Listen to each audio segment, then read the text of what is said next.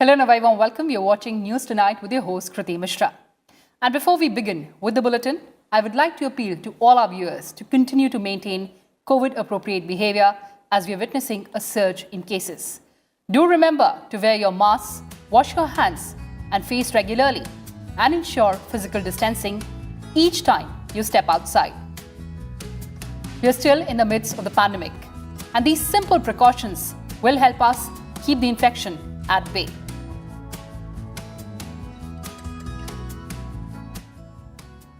Now let's take a look at the headlines. Violence mars fourth phase of polling in West Bengal. 5 dead in Cooch Behar district. Mob attacks polling staff. Tries to snatch weapons from CISF personnel. Prime Minister Modi calls for strict action against culprits. Over 76% polling recorded for 44 assembly seats.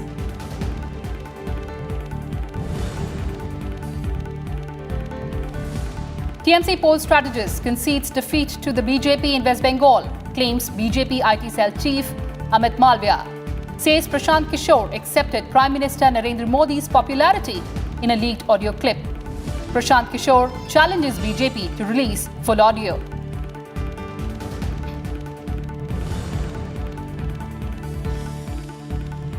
Record single-day surge in fresh infections. Over 1.45 lakh COVID cases reported in 24 hours. Vaccinations crossed 10 crore mark. States to observe 4-day Tika Utsav.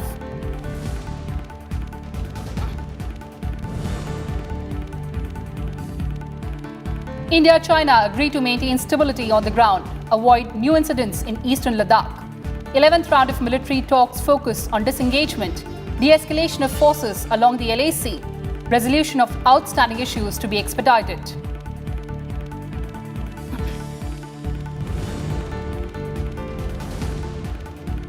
India condemns ongoing violence in Myanmar, expresses concern at UNSC meeting, says a peaceful resolution is needed to bring the situation under control, seeks intervention in restoring democracy.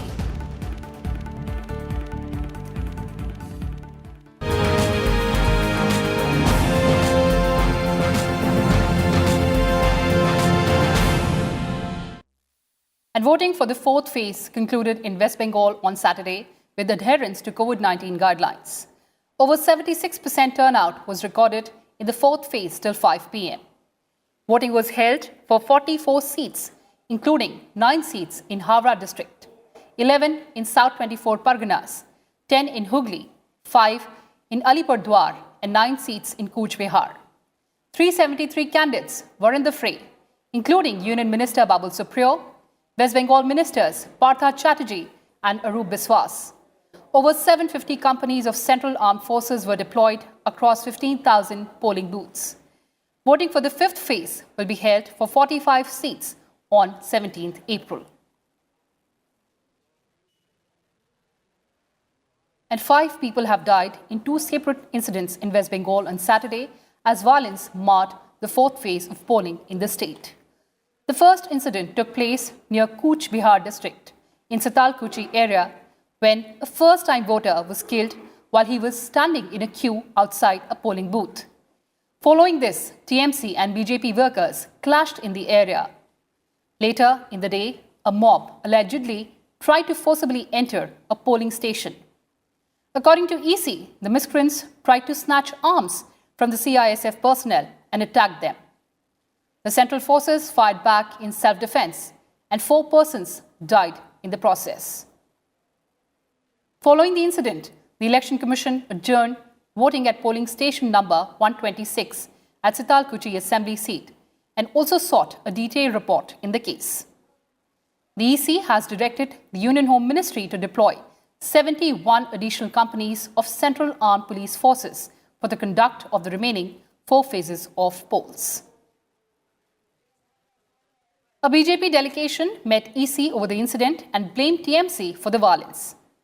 BJP MP Jyotirmay Singh Mehto said that these incidents happened because of Chief Minister Mamata Banerjee's old statement calling for gherav of central forces.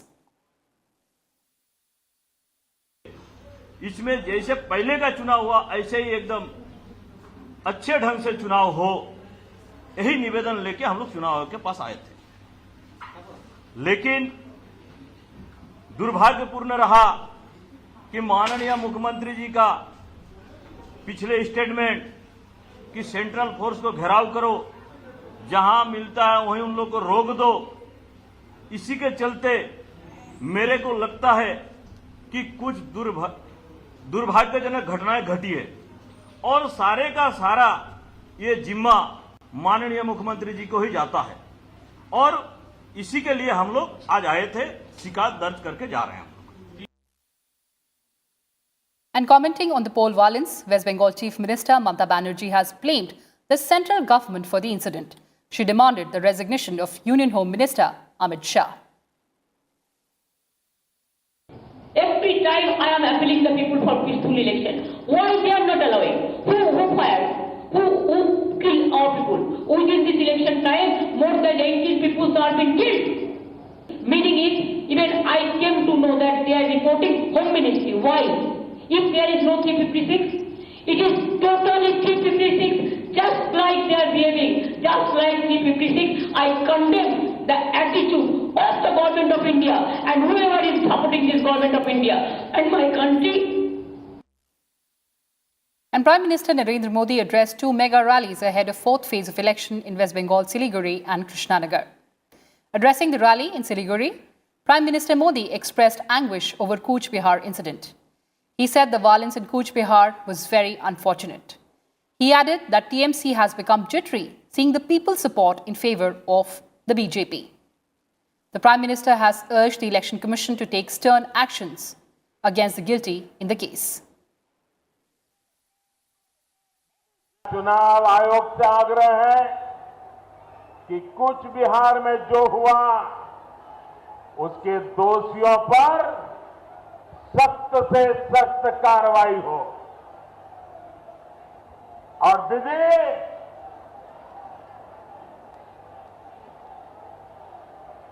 ये हिंसा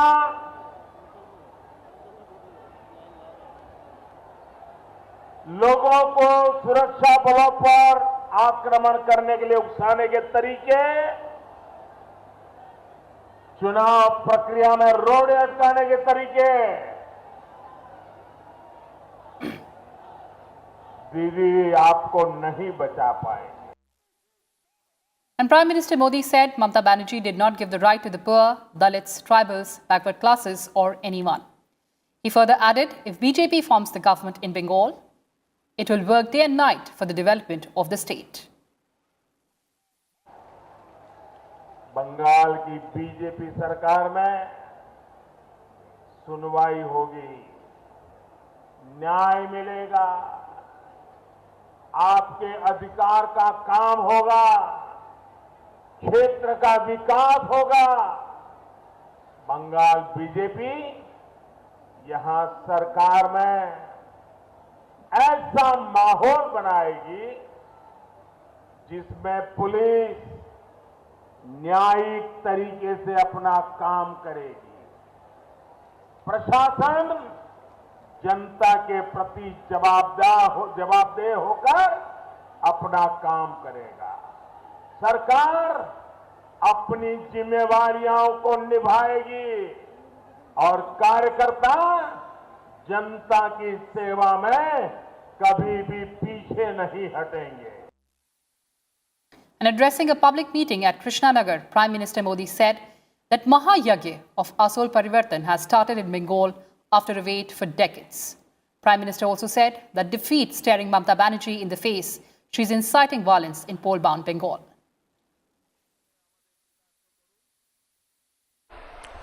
आपकी दुर्नीति ने बंगाल का ये हाल कर दिया है.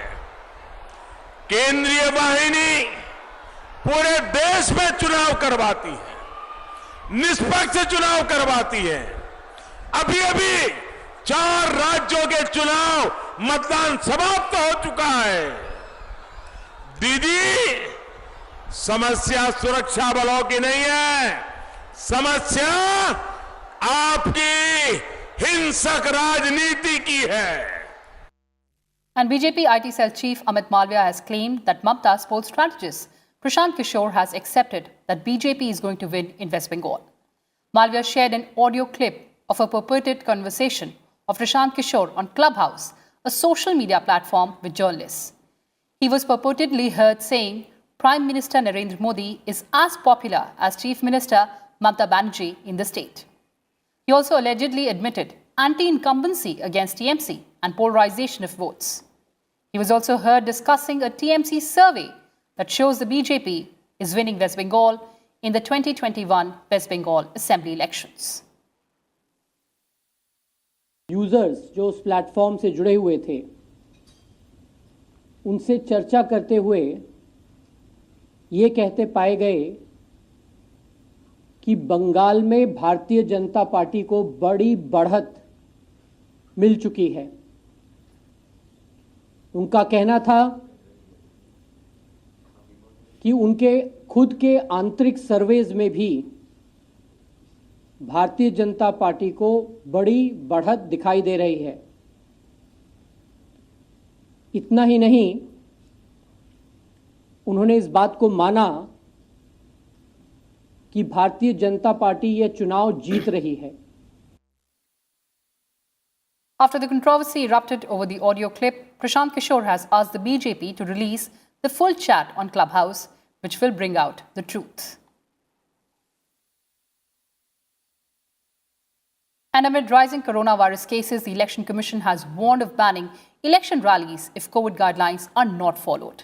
In a letter to leaders of all recognized political parties on Friday, the poll panel said that in recent weeks, it has taken notice of several instances of election campaigning, where norms of social distancing and wearing of masks were flouted. The letter also pointed out instances of star campaigners and political leaders or candidates not observing COVID-19 protocols, including wearing of masks themselves at stage or while campaigning. The Election Commission said that the political parties and candidates are exposing themselves and the public attending such programs to the risk of infection. The poll panel said that it will not hesitate in banning public meetings and rallies of defaulting candidates or leaders. The directives come a day after the Delhi High Court sought responses from the Commission and the central government on the use of masks during poll campaigns.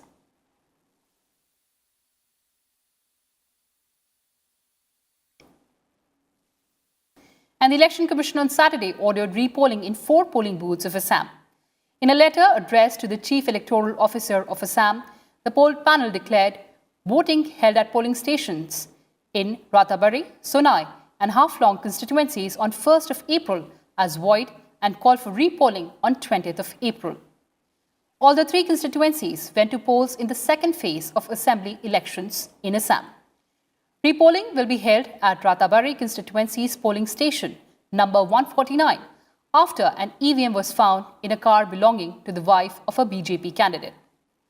In Haflong, 171 votes were cast at an auxiliary polling station, even though 90 people were eligible to exercise their franchise. Repolling has also been ordered at a polling booth in Sonai constituency, where at least 3 persons were injured in an incident of firing.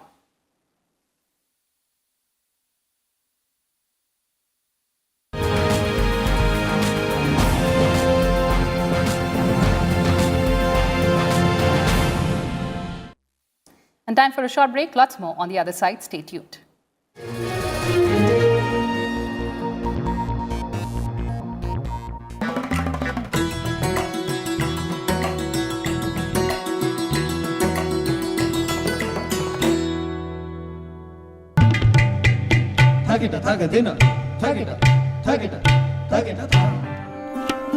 Standing at the center of Quwwatul Islam Mosque inside the historic Qutub complex, this iconic iron pillar gives us a glimpse of Delhi's tryst with the kingdom and its supremacy. This iconic pillar bears an inscription written in a later form of Brahmi script of Ashokan time. The inscription on the pillar talks about the victory of a great king, defeating his enemies from the expanse of areas between what is now Bengal to Punjab. The pillar is 7 meters tall and is 1 meter below the ground with diameter of 48 centimeters at the foot, getting slender at the top, measuring 29 centimeters. Weighing approximately 6.5 tons, the pillar was manufactured by forged welding and has not rusted ever since.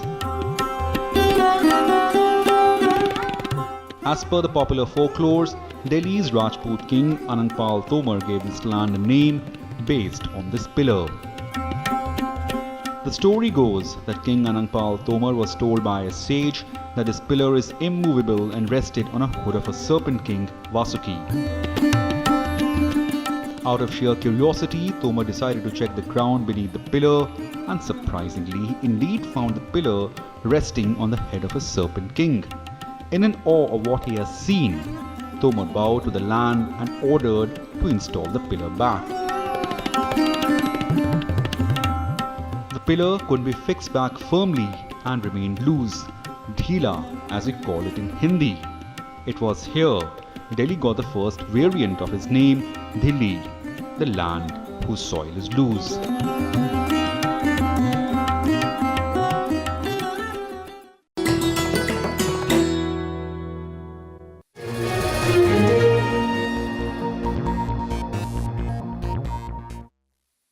Welcome back. You're watching News Tonight.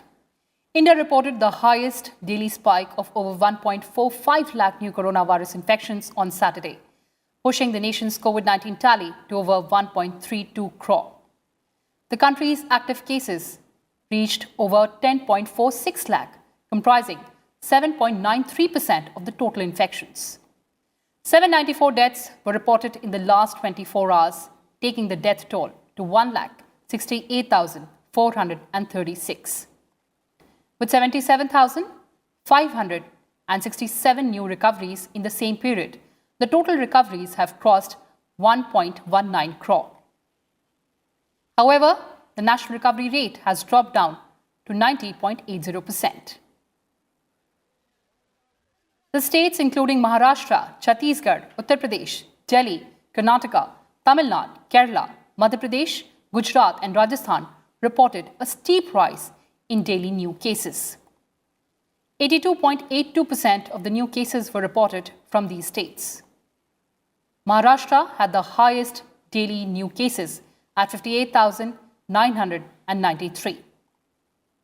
It is followed by Chhattisgarh with 11,447, while Uttar Pradesh reported 9,587 new cases.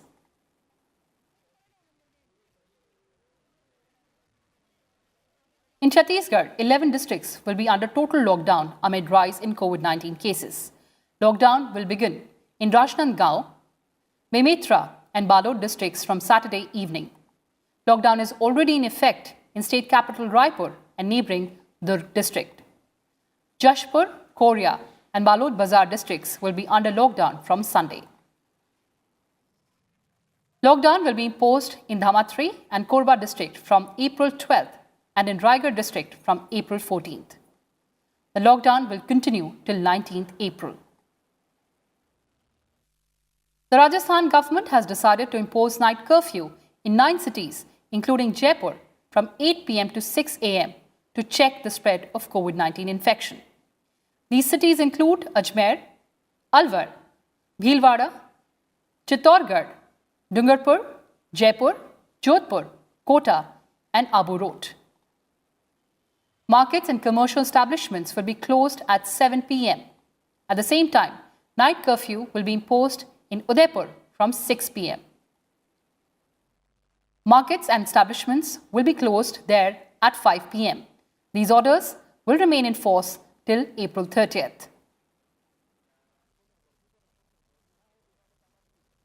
And India has administered over 10 crore COVID-19 vaccine doses so far. Meanwhile, a vaccine festival is being organized in the country from April 11th to 14th amid a surge in fresh COVID-19 cases. It aims to inoculate the maximum number of eligible people against the COVID-19 infection. Prime Minister Narendra Modi had on Thursday asked states to focus on vaccinating all eligible people in high caseload districts. He also asked youngsters to help those above 45 years of age to get the jab. Prime Minister Modi has also called for making optimum utilization of vaccination capacity.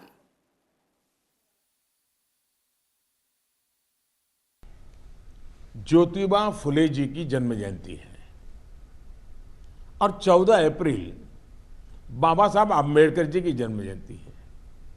क्या हम 11 अप्रैल से 14 अप्रैल पूरे अपने राज्य में टीका उत्सव मना सकते हैं? एक पूरा वातावरण क्रिएट कर सकते हैं टीका उत्सव का। एक विशेष अभियान चलाकर हम ज्यादा से ज्यादा एलिजिबल लोगों को वैक्सीनेट करें, जीरो वेस्टेज तय करें हम कि इन 4 दिन जो है टीका उत्सव में जीरो वेस्टेज होगा। And Health Minister Dr. Harshvardhan on Saturday said that homeopathy is playing an important role in fulfilling healthcare needs in the country with its integration with modern medicines.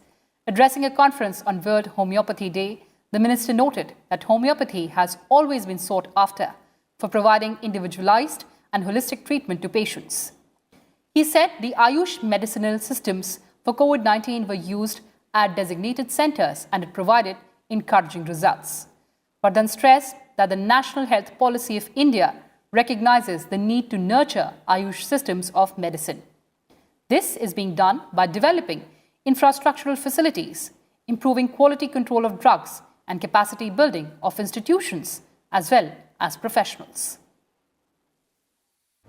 Homeopathy is widely popular in providing individualized and holistic treatment to patients, and it is successfully integrated in several public health programs like the National Program for Prevention and Control of Cancer, Diabetes, Cardiovascular Diseases and Stroke of the Ministry of Health and Family Welfare, Swasthya Raksha Program of the Ministry of Ayush, and others for health promotion and prevention as well. And moving on now, DTIO launched the first of its kind online dispute resolution handbook in India on Saturday.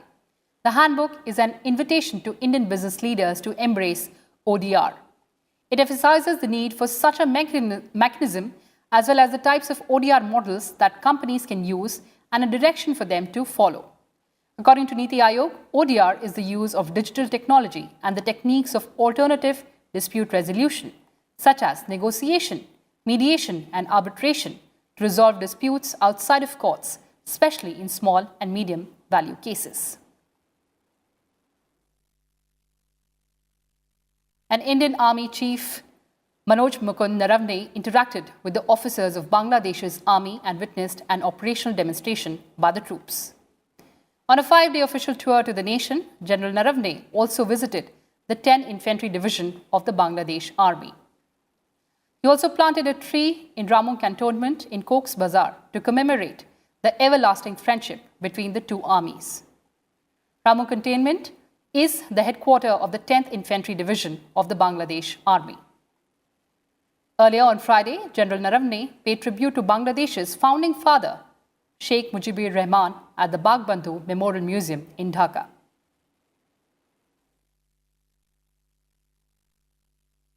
India and China have agreed to jointly maintain stability on the ground and avoid any new incidents in eastern Ladakh. The agreement was reached after the 11th round of co-commander level talks between India and China held at the Trishul border point on the Indian side of the LAC on Friday. The talks went on for over 13 hours. The Indian Army said on Saturday that the two sides held a detailed exchange of views for the resolution of the remaining issues related to disengagement along the line of actual control in eastern Ladakh. Both sides agreed on the need to resolve the outstanding issues in an expeditious manner in accordance with the existing agreements and protocols. The Army said it was also highlighted that the completion of disengagement in other areas would pave the way for the two sides to consider de-escalation of forces and ensure full restoration of peace and tranquility.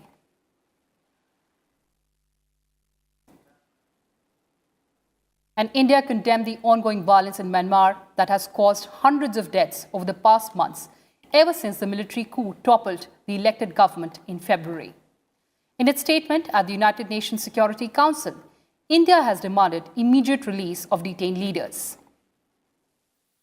Speaking at the Araria Formula UNSC meeting on Myanmar, India's permanent representative to the UN, T.S. Tirumurthy, said India condemns the use of violence in Myanmar and deeply condoles the loss of lives.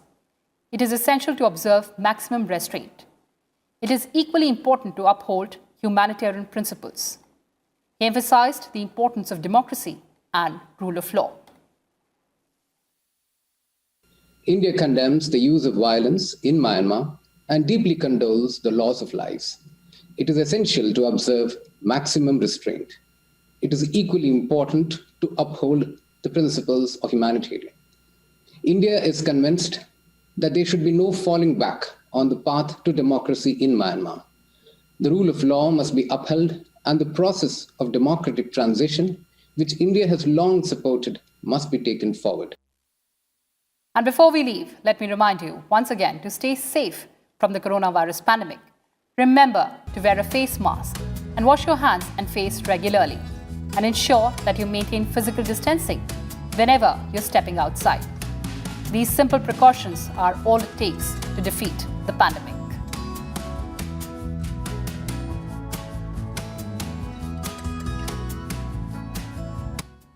So that's all we had for you in this edition. Thanks for watching and stay tuned.